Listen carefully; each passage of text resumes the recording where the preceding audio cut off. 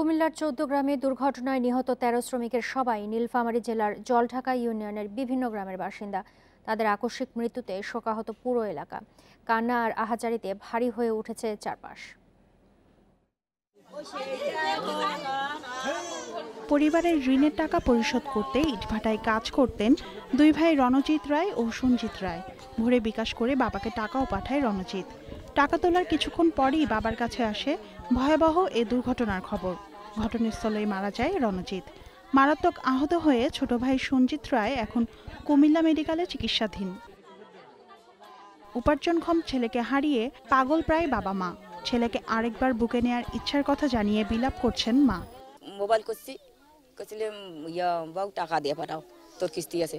তো কাছে মা আমি দেয়াছ টাকা নাগাছ বাবা গাছিয়া নিকির তোর বাবা যা টাকা আনছে, আনিয়া কিস্তি দিছি। কিস্তির পরে ছেলে আমার নাই। একই চিত্র দুর্ঘটনায় নিহত অন্য পরিবারগুলোতেও। নিহত ১৩ জনের মধ্যে ৫ জন ছিল মিরগঞ্জ উচ্চ বিদ্যালয়ের ১০ম শ্রেণীর শিক্ষার্থী। তারা হলেন দীপু রায়, শঙ্কর রায়, তরুণ রায়, অমৃত রায় ও বিপ্লব। পরিবারের আয় বাড়াতে পড়াশোনার পাশাপাশি কাজ নেয় কুমিল্লার ইটভাটায়। আত্মীয় প্রতিবেশীর কাছে নেই সান্ত্বনা জানানোর ভাষা। আমি আমার ছেলেকে যাইতে দিই না, তারপরেও মখন বন্ধু বান্ধবের সাথে চলে গেছি। এই এলাকাটা খুব অত্যন্ত গরিব, এই জন্যে পড়াশোনা যে করে পয়সাও তো পিতা মাতা দিবার পায় না। হ্যাঁ, এই জন্যে এরা মাঝে মাঝে কি ওই ভাড়া খাটি যায়। শুক্রবার ভোরে কুমিল্লার ১৪ গ্রামে ইটভাটায় কয়লাবাহী ট্রাক উল্টে চাপা দিলে ঘুমিয়ে থাকা ১৩ শ্রমিকের মৃত্যু হয়। Independent news desk.